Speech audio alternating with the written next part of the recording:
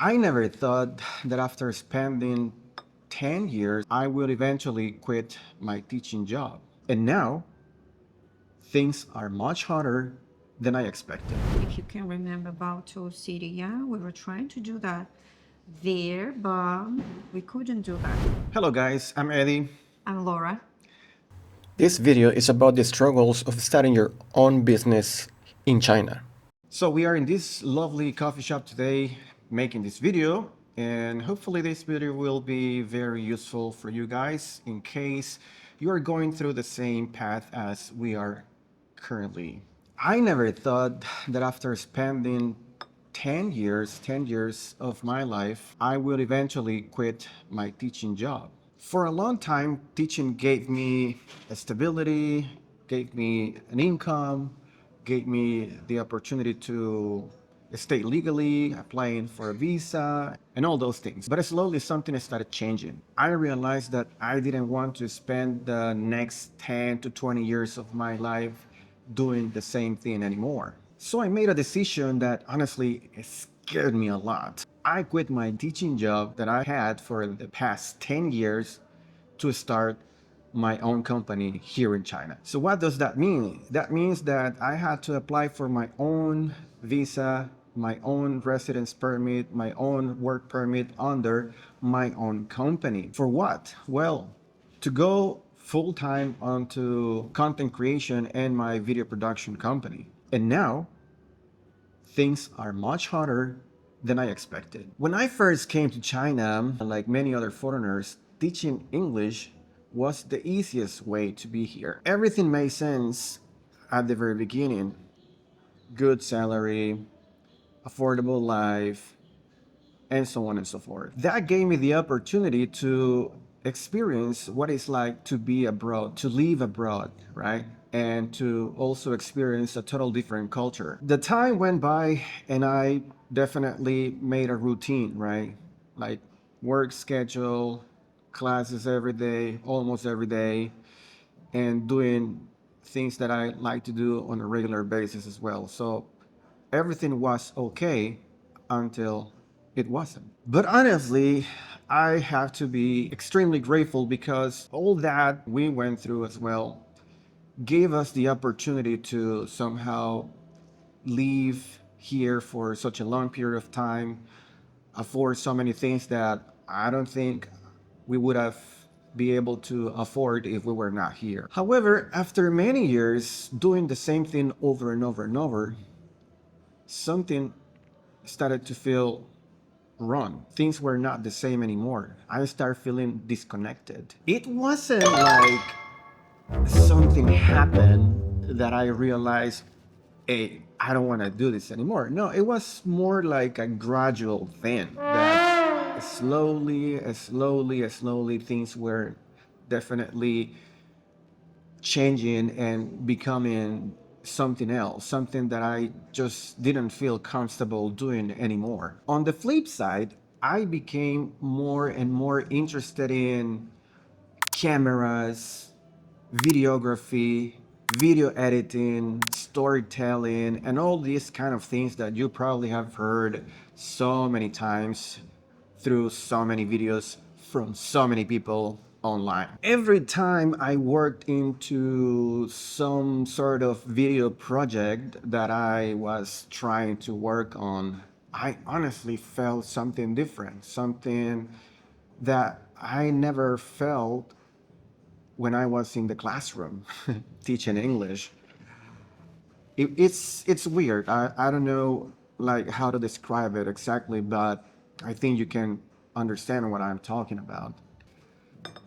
Eventually, I had to ask a very difficult question to myself, and that question was, am I staying in the teaching industry because I like it or because it is something somewhere or somewhat safe to be? Once I decided to move on to full-time video production, I realized that this wasn't something that I supposed to treat as just a hobby anymore, right? Yeah. I think that was just the right time, yeah, for that. Yeah, totally.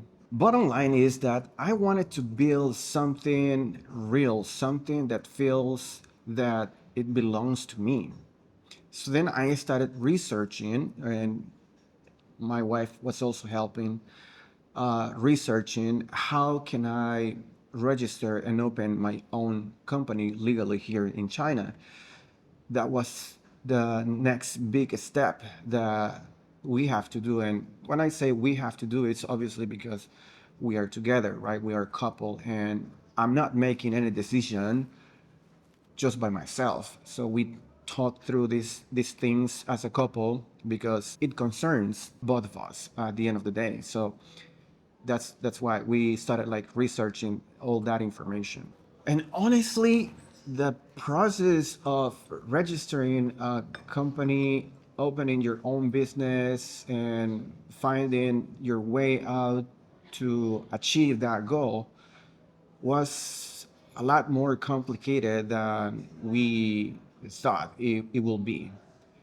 A lot of papers, documents that you need to gather, a lot of places that we needed to go, and a lot of paperwork that we needed to submit. And if something was not filled out correctly, they will reject the application, and then you will have to come again and correct whatever mistake or anything that wasn't right, and then submit it again, and then wait a few more days again to see what's going to happen, if they will say okay, everything is okay now, and we can move to the next step, or not, right? So it was super challenging, super difficult, right?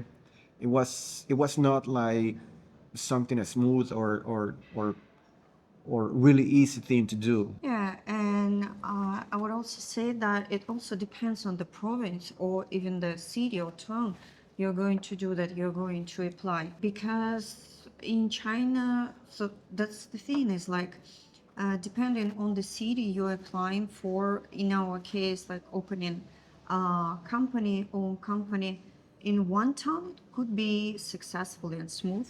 If you can remember about our city, yeah, we were trying to do that there, but we couldn't do that. Yeah, it all depends on where you are living as well, which province are you living, which city. Like in China, that's the thing, that there's no one single process for everything, regardless where you live. Every province, every city has their own sometimes process and ways of applying to certain things that you want to apply, like opening a company or even opening a bank account. So sometimes every city or every province, they have different requirements, and they are not all the same. So that's something that you guys need to also take into account if you are thinking about something, to do something like this, just like we are doing at the moment, right? And we did at that moment. But after a long process of waiting and applying to register the company, my video production company, finally, things were starting to fall into place, and we start seeing the light at the end of the tunnel. And yeah, things started to like moving, right? Moving forward. That's pretty much what I'm trying to say. So it wasn't all that bad or that terrible or troublesome. So, but it was uncertain, of course, at the very beginning. So after weeks and weeks of waiting and gathering papers and going here and there and applying to different stuff, finally, I got my license for my video production company. And that moment actually felt huge, honestly. It felt huge, and we both were celebrating, and we were very happy because honestly, you never know what's going to happen. You never know if they will reject totally your application or not. So, but that moment when they said, okay, congratulations, you have your company license. So it was such a relief, of course, because it wasn't easy. That's the truth. It wasn't easy, and from that moment onward, I felt like, yeah, finally I have something on my own that I can start building, or we can start building, of course, slowly, right? So that was the beginning of something, and that's basically what allowed us to move to the next step. The feeling of getting your company license and knowing that finally you have something that belongs to you and that you can start building step by step is amazing. It's incredible. That's how I can describe it. But at the same time, it's also terrifying. And the reason why I say that it is terrifying, because sooner than later you start realizing that that's just the beginning. That's just the tip of the iceberg. And there is so much more that you need to work on, you need to realize and discover and explore in a market that is quite saturated as well. And that's when reality hit. I think a lot of people online romanticize the idea of building your own company, your own business, having your own business, and in thinking that, yeah, as long as you are working for your own company, everything will be okay and everything will be smooth. The truth is, it's so much harder, especially content creation and media production. A lot of times, people don't really talk about what is behind all that, what it needs to happen for you to be able to accomplish your goals, right? Which is to have clients, reach clients, and somehow start making money out of the idea of having your own business. Because one thing is to do all these things when you are probably in your own country, right? Where you speak the same language and you know your own people. But another total different thing is when you are in a total strange country where you don't even speak the language. So that is 10 times worse. And everything becomes so difficult, so unbearable, almost unbearable, because you need to understand so many things like prices, you need to understand the market, and as I was saying, the language alone, it's a huge thing. Not knowing the language fully definitely slow you down and make you feel super stressed, because you face with that wall, you hit that wall where when you realize, how am I going to approach to these people and talk to them if my language skills are not as good as I would like to, right? So, and that is so terrifying and that is so stressful, because days are passing by and you're not able to make as much money as you would like to make. There have been, I'm not saying that I haven't been able to make, or we haven't been able to make any money out of this. There have been some instances in where I have been able to make some money, and suddenly we feel like, okay, so it seems like this is working, or this is going to work, and this is going in the right direction. But then after maybe a week or so, then things are start like getting quiet again, and then you start like again worrying about where is your next client going to come from, right? So all these things are super stressful, and you start like feeling so anxious. That's the truth. That's how I've been feeling lately, so super anxious.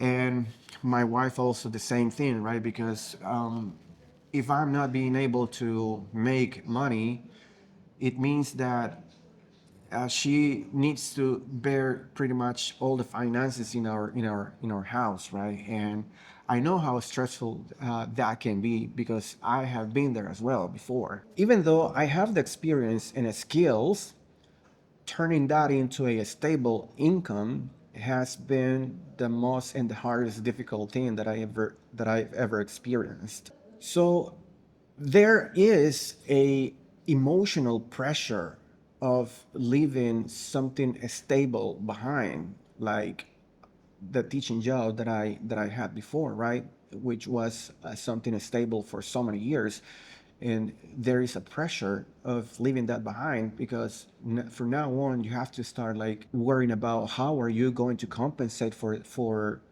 whatever income you had before. And that's the thing that a lot of people don't talk about all these things in so many videos that you probably seen online. And when that happens, so you start questioning yourself, right? Did I make the right decision? Did I make the right call? Is this the right thing that I'm supposed to do? Am I going in the right direction? Am I good enough to do this? Am I capable? And so many questions. You start like doubting about yourself. You start doubting about your skills, even though you know you have the skills, right? Like I was saying before, even though you know that you have the experience, but the pressure that comes along with starting your own business in a total different environment, it's not a joke. It's not a joke for sure. And it will definitely make you question yourself if you have what it takes to turn your business into something stable and something that you will later feel proud of it. At the same time, I also couldn't ignore anymore how I was feeling about the life I was having and I was building over the past 10 years. I think many foreigners living abroad eventually they reach to a point in where they start questioning themselves if the life that they have spent so much time building is the life that they want to be spending for the rest of their lives, especially when your original plan was probably just to spend 1 or 2 years abroad, right? But then you realize that 10 years have passed, right? Which is crazy, like to think back and and understand that so much time has passed so quick. So it is inevitable to start thinking about the future, about what's gonna be next, or what's coming next, or what kind of life you want to be spending for the rest of your life, right? It is inevitable, and I think that is what actually happened to both of us. In this case, that I started this journey before, right? Because my wife is also going through the same realization as well. So we both realized, or we both acknowledged that the career path that we chose and that we thought that it was going to be the career path that we're going to be probably doing for the rest of our lives was not that attractive anymore. And obviously, teaching kids, especially younger kids, it requires a lot of energy from you. And as we grew older and our strengths are not as when we were in our 20s or 30s, so we definitely start questioning and wondering what is next for us, right? So I would say that for me isn't only about transitioning from one job to another, but it is more about finally discovering what in a psychological way I was made for. I was meant to be. And that actually comes with a lot of thinking, a lot of researching, a lot of processing, thought processing, and a bunch of other things that it is not an easy thing to do. And even though I am so excited and I am so eager to carry on, to keep going, to move forward with this journey of having my own production company, video production company, honestly, I still don't know how things will turn out. That's the truth. I'm still, and we are still figuring things out. That's the truth. But at the same time, we think and we believe that if somehow things have unfolded the way they have until this moment, it's because we are not that lost, and somehow we are in the right direction. We are moving into the right direction. Of course, things are not going to be easy, things are not going to be smooth. We are going to definitely face a lot of obstacles, and we are going to have a lot of struggles discovering and figuring things out from this point onward. That's for sure. And we also want you to know and be aware of that, that it's not going to be easy. It's not going to be like a walk in the park. But at least I know that I'm trying to build something that feels more aligned with what I want to be for the rest of my life. So we wanted to share this story because we feel that a lot of foreigners in China and a lot of people in general are going through similar situations just like us silently. As they say, people change, goals change, careers change.